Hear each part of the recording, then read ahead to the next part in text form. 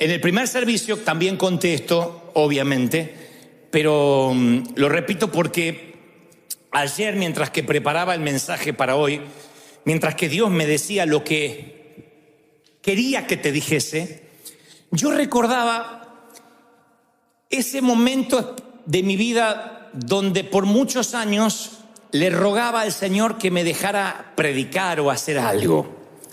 Pero no es porque yo tenía la capacidad. No es que decía, es que tengo los talentos, los dones. Yo no tenía, de hecho, y no es falsa modestia, la capacidad de la oratoria, de la dialéctica, de expresarme. Es justamente con todo eso lo que tuve que luchar mucho tiempo en mi juventud. El poder expresarme bien, el poder hablar, el gesticular, el lenguaje del cuerpo, no eran cosas inherentes a mí. Las tuve que aprender con mucho esfuerzo. Pero yo quería inspirar a hacer algo y sentía como que Dios me había guardado o reservado para más adelante, pero que no estaba desarrollándose mi don o lo que yo quería hacer. No sabía que Él me tenía en un lugar secreto para en ese lugar privado, secreto, lejos de la vista pública, empezar a tratar mi carácter, empezar a hacerme crecer, abonarme, fertilizarme. No sabía que el Señor estaba tratando conmigo. Yo lo tomaba como que el Señor me había abandonado, como que me había dejado de lado. Entonces, aunque uno se apure en que Dios nos muestre, Dios nos oculta y nos dice paciencia y nos mete en un patrón de espera para que prosperemos, para que nos lleguen las bendiciones del estatus, para que nos dé la casa que queremos. Dios dice, no, todavía no. Tengo que meterlo en un proceso, en lo que yo llamo el último control de calidad, que le da título a este mensaje, control de calidad. El último control de calidad que tiene Dios para con cada uno es el que hace justo antes de exponerte o de darte la bendición. Hay un control de calidad. Como todos los productos que salen mucho dinero, que están muy cuantificados, que se le hace un estricto control de calidad para que no le fallen al cliente. Entonces Dios te mete en un control de calidad que es el crisol de la paciencia, de esperar, aunque uno dice tengo mucho para dar, yo tengo potencial. Dios dice no, todavía no. Y esta generación actual, hablo de nuestros hijos especialmente, están acostumbrados a todo lo rápido, a la comida rápida, a la información instantánea. Ellos creen que hacer amigos es gente que le ponga clic en su Instagram, mientras que antes hacer amigos nos llevaba años. Hoy dice, me levanté con 200 amigos y me acosté con 400. Hizo 200 sin moverse de la cama. Y eso lo llevan a la vida. Hoy en día la comida es rápida y no nos damos cuenta la calidad decreciente de lo que consumimos. Como estamos tan apurados, con tanta premura y queremos una gratificación rápida, no nos damos cuenta que lo que asimilamos no tiene calidad. Yo escuché por ahí una frase que dicen que esta es la generación más informada. Para mí puede que sea la más notificada, pero no la más informada. Porque conozco muy poca gente que lea un periódico de verdad, completo hoy en día. En papel o en digital, en formato digital. La gente lee títulos. Yo hablo con la gente, ¿viste lo que pasó? Sí, algo pasó en Venezuela. Vi que, iba manejando y vi el título de que se armó un lío, pero no, mucho no leí. Todos te dicen lo mismo. Hoy en día es muy rara la gente que lea un periódico completo, que se informe, a menos que tenga una especialidad en algo. Si no, picoteamos un poco de todo. Con la comida es igual. La comida en un momento dejó de ser un placer para resolver un tema de hambre. Y entonces encontramos en las tiendas un montón de cosas congeladas, lo metemos en el micro y hace ping, ping, y lo sacamos. Y estamos asimilando la mayoría de las veces porquerías en el organismo, que no tienen nutrientes ni las vitaminas necesarias, pero te resuelven el tema de hambre.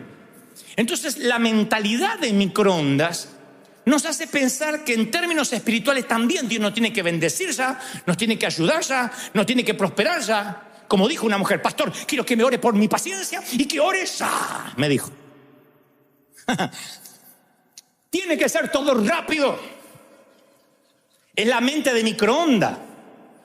No queremos algo que demande dificultad y tiempo Porque decimos, ay no, es difícil, ay, lleva tiempo, pero casualmente son los dos ingredientes de la calidad. Si quieres calidad es dificultad y tiempo.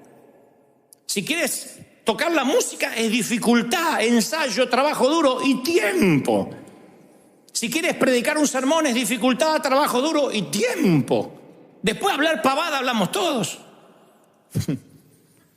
Y el día que algunos le paguen por hablar pavada van a ser multimillonarios. Pero la preparación, la dificultad y el tiempo hace que se nos quite la mentalidad de microondas. Hay relaciones de pareja con mentalidad de microondas. Se conocieron, ¡ping!, calentaron, ¡ping!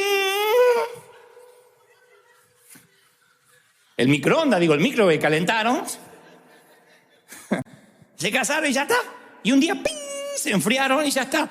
Y no hubo nada que los conectó de verdad, no hubo tiempo, no se conocieron, no se relacionaron almática, espiritualmente. Hay gente que viene a la iglesia con mentalidad de microondas.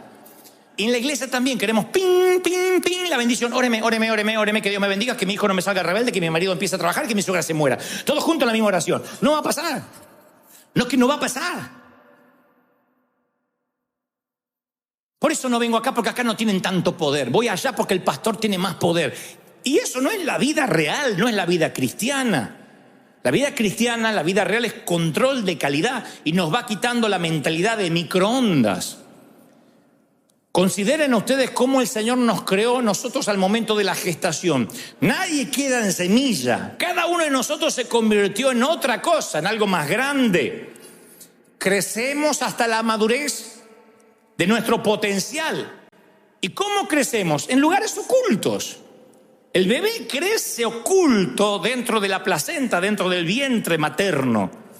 Y luego seguimos creciendo, pero no a la vista de todos, porque el crecimiento es oculto a la vista natural. Y cuando nosotros le pedimos cosas a Dios, Dios nos envía a esos sitios ocultos a crecer, nos esconde, afortunadamente. Yo le contaba a los pastores recién, ahí en el privado, que sin querer el otro día di con unos videos de mis primeros mensajes, de los primeros programas de televisión que yo hacía. Estoy hablando hace 25 años atrás, cuando no había YouTube, gracias a Dios. Yo digo, ¿cómo había gente que me escuchaba? Tengo ganas de pedirle perdón a esos pastores que me invitaron. Y yo diciendo, Señor, envíame a las naciones, envíame a las naciones. Y yo pensaba que Dios no me quería mandar. Menos mal que Dios me cuidó. Dijo, si te mando eres un óvulo con pata, un embrión.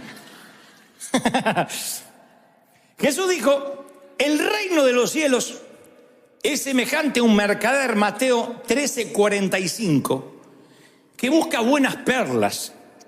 Y habiendo hallado una perla preciosa, fue, vendió todo lo que tenía y la compró. Entonces yo siempre pregunto, si quieres ser todo lo que Dios quiere que seas. Yo pregunto esto y parece retórico. Yo digo, ¿quién quiere ser todo lo que Dios quiere que seas? Y todo el mundo dice, yo quiero alcanzar mi destino. Mi segunda pregunta es, ¿cuánto están dispuestos a pagar lo que sea por alcanzar su destino en Dios? Porque esto es semejante a un mercader que busca perla, halla una y vende todo por tener esa perla. Y a mí me sorprende que Jesús haya elegido en su metáfora una perla, porque las perlas vienen de las ostras, de los crustáceos como mejillones, como las almejas. Y las perlas nacen por el dolor, porque estas criaturas pueden disfrutar de una existencia calmada. Un crustáceo, un mejillón, una almeja no hace nada. Así que voy a orar por si alguien tiene el espíritu de almeja o de crustáceo. No hace nada, van por el mar, pero de pronto se les mete por error algún irritante, algún elemento irritante. Puede ser una piedrita, un grano de arena, un diminuto parásito. Y lo que hace el crustáceo, la almeja, para defenderse, para tratar de protegerse del dolor, es recubrir lo irritante con una capa suave, resbaladiza y traslúcida que se llama nácar. Ellos envían como una suerte de baba, pero es para protegerse del dolor. Y lo envían, y lo envían, y lo envían, y lo envían, hasta que recubren el elemento irritante, repiten el proceso una y otra vez con este nácar, y ahí es cuando se forma la perla, formando una hermosa perla, es nácar. O sea que lo que te cuelga a lo mejor del cuello es baba de crustáceo. Con alguno que otro proceso, pero baba de crustáceo al fin. Ahora le puedes decir a tu esposo: lo único que te pido es baba de crustáceo, no más. Entonces, una perla de gran precio es nuestro dolor, es nuestra espera envuelto en la perfección de Dios. Nuestro dolor, nuestra espera, nuestro tiempo donde todavía dice, todavía no, ese dolor de esperar, de sentirse que Dios me olvidó, que no sirvo para nada, empieza a ser recubierto por nácar divino. Y nos transformamos en una perla para que cuando salga del mar la gente pueda ver tu brillo. Nadie va a saber el trato silencioso de Dios que tuvo contigo, pero la gente ve un modelo casi terminado, ve una perla de gran precio y no sabe que dentro de esa perla hay dolor, hay espera, hay elementos irritantes. Pero Dios nos empieza a formar y cuando nos muestra es como la mamá mostrando a su hijo recién cambiado, peinado, diciendo: miren cómo luce, miren cómo huele. Dios quiere sentirse orgulloso de sus hijos, quiere mostrar un modelo terminado, alguien con clase, alguien que cuando la gente lo mire, te diga: wow, se parece a su papá, heredó el carisma del padre, se parece al maestro. No hay peor cosa que un mal alumno porque representa mal al maestro. Cuando alguien se come las heces, habla mal, escribe con horrores ortográficos, que por favor no diga quién fue su maestro, porque es peor el que le enseñó que el que aprendió. Y Dios, cuando te muestra, quiere mostrarte como una perla preciosa, alguien digno de ver, y que tú digas: bueno, Dios trató conmigo, y las partes más rústicas todavía ya no se ven porque están recubiertas por un nácar divino. Ahora, yo quiero que observe las emociones dentro de este proceso.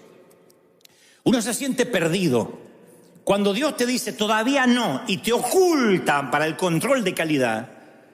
Uno se siente perdido, que no tiene nada, porque, insisto, las emociones están apegadas a lo que uno estaba haciendo, no al carácter. Y Dios está interesado en el carácter.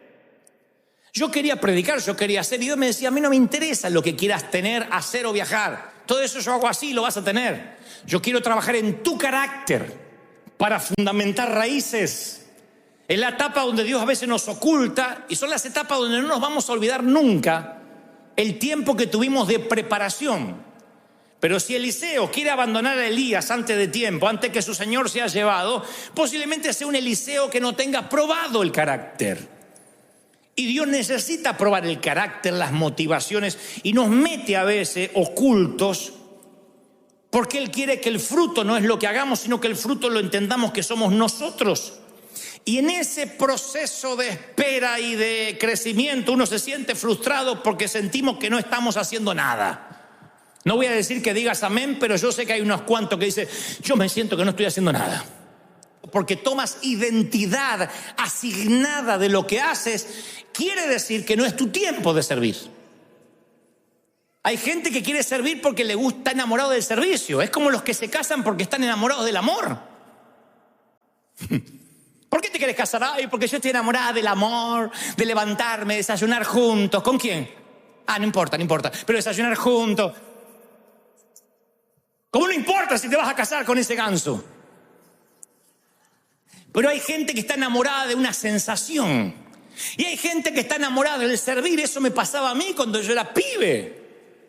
Cuando era un chavito, yo quería servir a Dios por el amor del servicio. Me imaginaba la gente haciéndome: y ahora el evangelista internacional Dante Gebel. Y yo le decía a los compañeritos que me habían hecho bullying: tu abuela, mirá.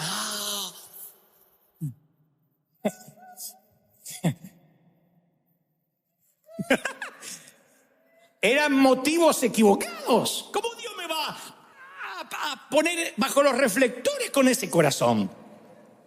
Entonces a veces tenemos el potencial tenemos las ganas. Decimos, pero yo estoy preparado, porque mirá, estudié, tengo el diploma, porque tengo el doctorado, porque tengo dinero, tengo para hacer un negocio, porque tengo el socio que me pone el dinero. Pero a lo mejor no está tu carácter preparado y vas a sufrir. Entonces Dios te detiene. Hay bendiciones que Dios dice todavía no, como un padre que no le da el automóvil a su hijo porque es menor de edad. Me frustraba cuando yo pensaba que Dios me tenía allí en privado y digo, ¿por qué? Y Dios me empezó a mostrar ayer por qué. No solo aquella vez, sino que muchas veces me vuelve a esconder cuando va a darme un upgrade.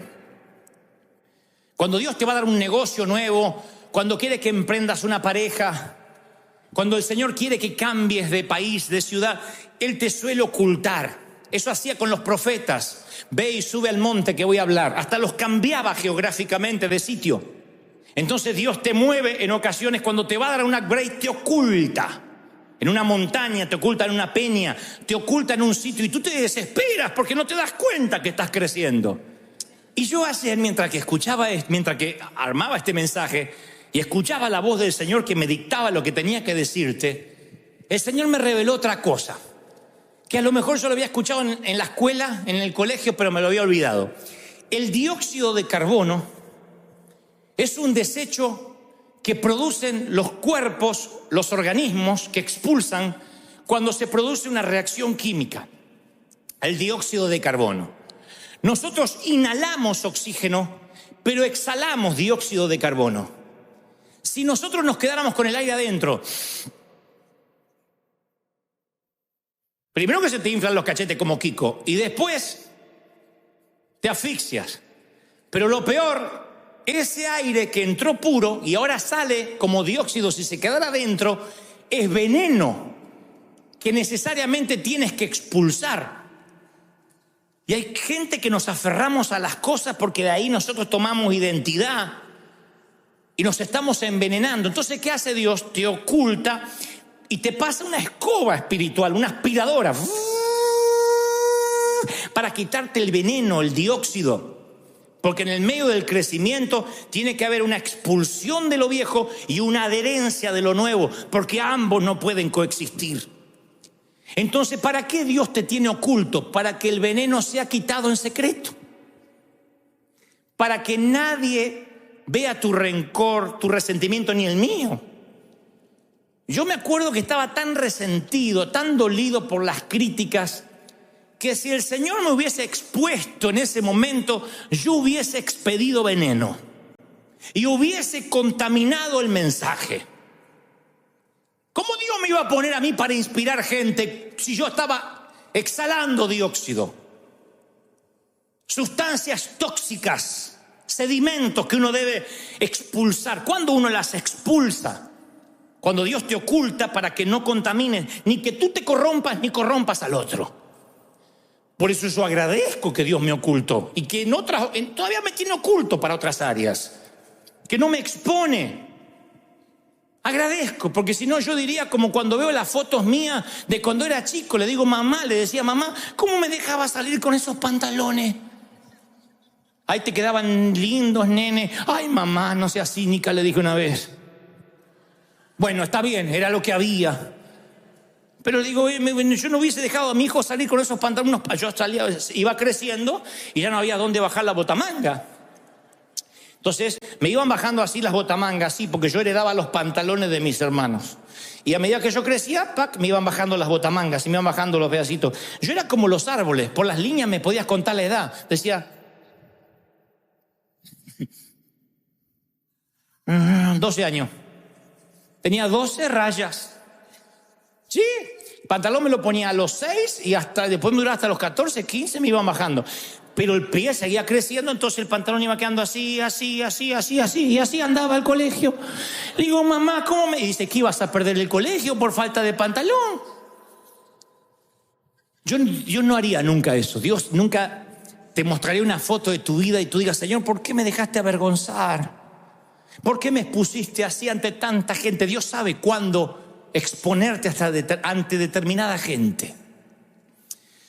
Yo recuerdo mi primer sermón y lo he contado, y lo peor es que la gente lo recuerda.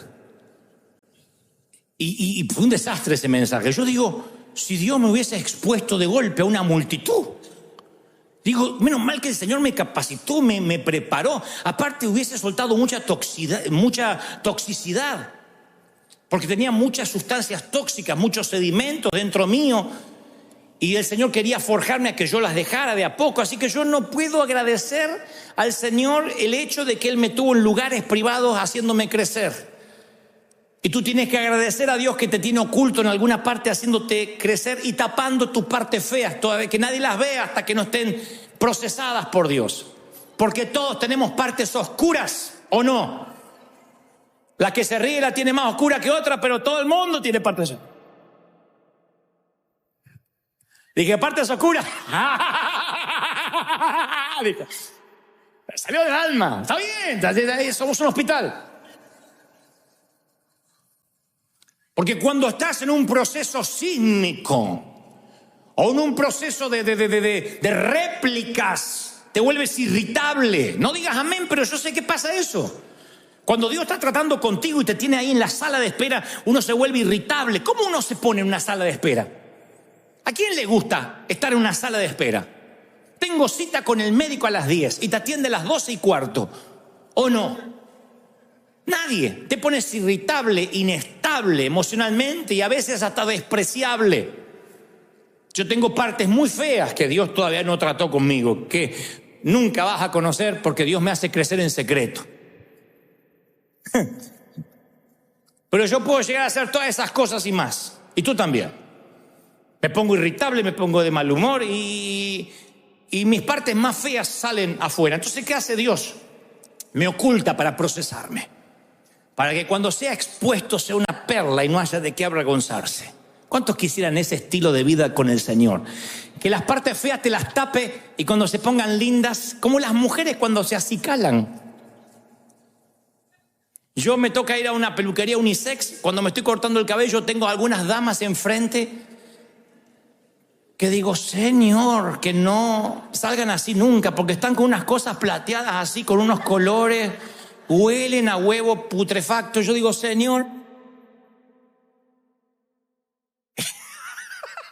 ese cambio es privado. Yo quiero que mis partes privadas estén ocultas por el Señor hasta que Él me exponga, hasta que Él diga, bueno, ahora es tu tiempo. Por eso yo recomiendo que tengas cuidado con las personas que están cambiando. Sé cauto a cómo te relaciones con alguien que está en medio del cambio, incluido tú mismo, porque todos cuando estamos cambiando y Dios nos está haciendo crecer, soltamos material nocivo, todos pasamos por un periodo de ocultamiento y no somos los primeros ni los últimos. José estuvo oculto en cárceles, en cisternas, David estuvo oculto en el desierto, Moisés también estuvo oculto, proscripto en el desierto. Yo doy gracias a Dios por ocultarme, porque sin importar cuán preparado yo me consideraba que estaba para el nivel siguiente del ministerio, su tiempo no era el mismo que el mío, no encajaba con mi paciencia. Y muchos se quieren apresurar al final del proceso, quieren apurar al Señor. Y cuando después se les abre el telón de la vida, se dieron cuenta que no ensayaron. Y no hay peor cosa que salir al público sin ensayo. ¡Pac! Se te prende la luz, el reflector, y tú no ensayaste la letra. No hay peor cosa. Dios quiere mostrarte con clase. Dios quiere mostrarte con dignidad, que digan, este es mi hijo, mira. La clase no tiene que ver con el dinero. No tiene que ver con ropa cara. La clase la tienes o no la tienes. Y la clase se adquiere como las horas de vuelo, volando. La clase se adquiere en el secreto del Señor, donde Dios te procesa, te refina, te trata, pisa las uvas, te pasa por el proceso que el vino debe pasar hasta que eres un Malbec, un Cabernet Sauvignon. Nunca te dejará más tiempo para que seas un vinagre. Va a ser un buen vino.